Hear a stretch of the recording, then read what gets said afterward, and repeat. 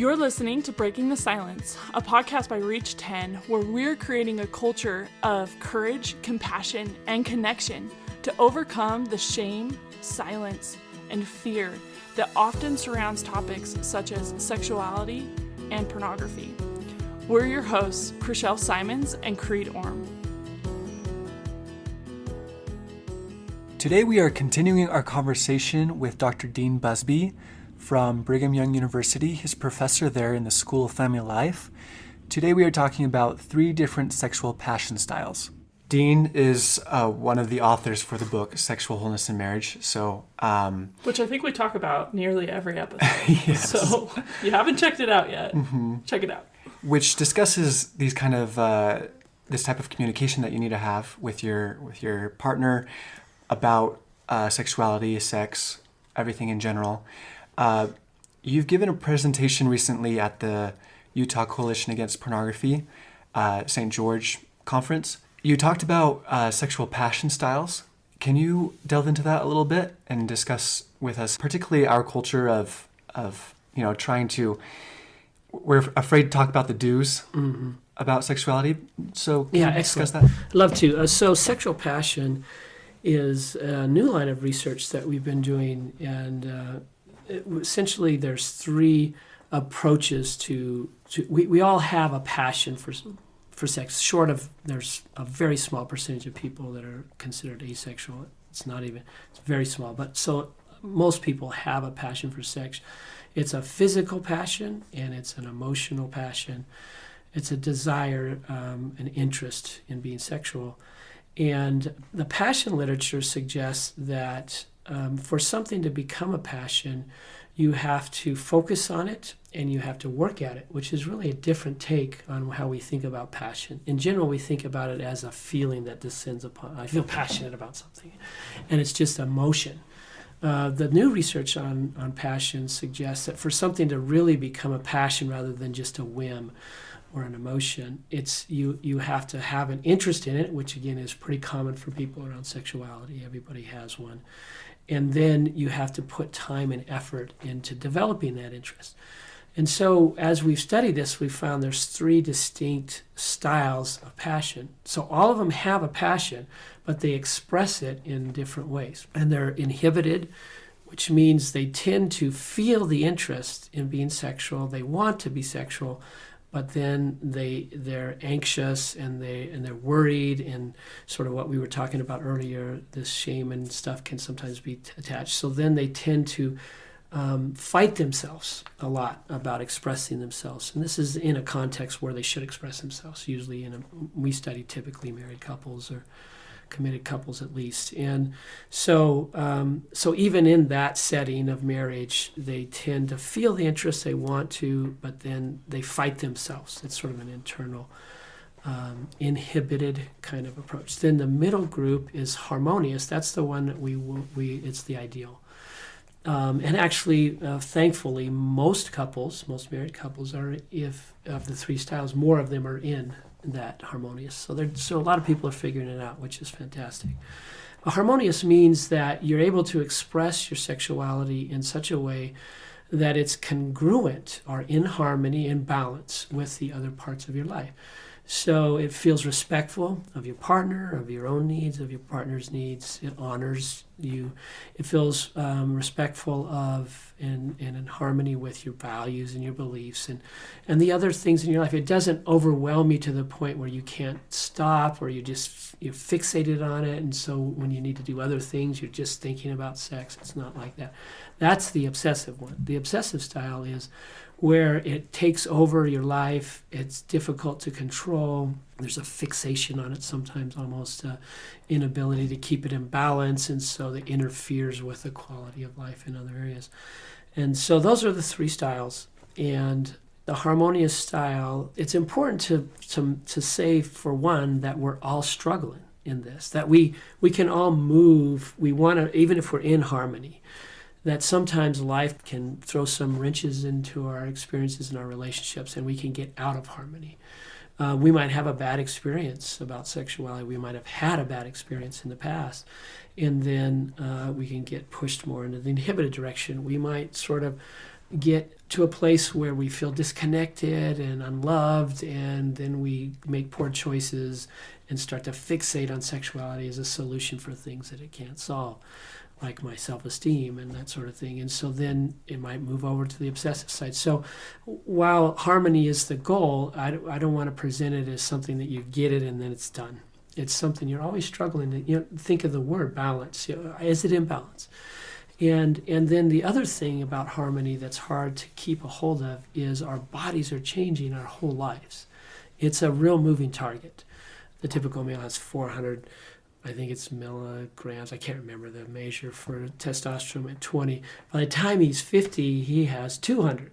So that's half. It doesn't mean he necessarily wants sex half, but it's changed a lot. And a woman's changes as well. She's got a lot of different hormones in the estrogen, progesterone cycle, and of course that all changes through menopause. So bodies are moving. And we throw in pregnancy, exactly, and children, and illness, and life, and stress. Stress is a totally huge thing. So you're throwing in all these other variables. So you might have been harmonious for a while, and then what's going on? It's out of kilter. It doesn't feel right. I'm picturing this math equation that has more variables than I ever even learned what to do with. Yes, it's complicated. And we're fortunate that our bodies seem to try to find an equilibrium. And if we can talk it through and be open about, I'm just feeling really stressed out right now, and that does this to my sex drive, whatever you need to talk to it as a couple, that can make a lot of difference in helping you adjust to those changes. And you said pregnancy. The fascinating thing about pregnancy is a woman in those 9 months of pregnancy will go through as much surges in hormones as she would typically experience in 9 years. And so it's tremendous, the changes that she's going through. And then you have the postpartum thing where the surges are just amazing as well. So that's just this unknown issue. How is pregnancy going to affect sexuality? What's going to happen when we don't get enough sleep with the kid, et cetera, et cetera. And so staying in harmony is a lifetime goal and challenge, and what seems to be one of the more interesting challenges as we age is that because the hormonal intensity reduces, you have to change your passion from something that was more driven biologically to something that you make a choice about.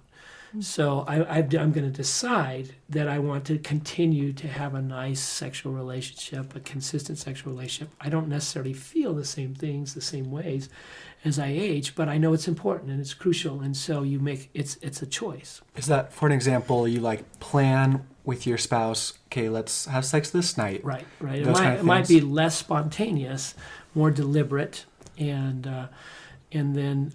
so that's what comes with aging, I think, is the need to do that. The other thing is there's a central belief system around sexuality. Besides the anxiety and guilt, we'll just take that one out. The other central belief system that influences the way we approach sexuality is called a sexual destiny or sexual growth mindset. This is a life-wide belief system. It's the same with us in our careers and our families. If we think things come to us because of chance and destiny, we approach them one way. If we think they come to us because of work and growth and diligence, then we approach them a different way. And it makes all the difference in the world for mostly everything. And the thing that's so powerful about sexuality is because there's a chemistry element early in the relationship that's very, very strong for most couples. That chemistry is a destiny thing. It's just like the sexual spark or energy, and etc. And so couples tend to have, if there's one area in their life where they're going to have this destiny belief rather than this growth belief, it's going to be in the sexuality area, because it started with that, there was just this energy there that I felt. And so then they believe that when that energy changes, it's not the right relationship. It's no longer a compatible, or it wasn't ever a compatible relationship. So they start talking about falling out of love, or I just don't feel the same way. Well, they shouldn't, because they're not 20 anymore.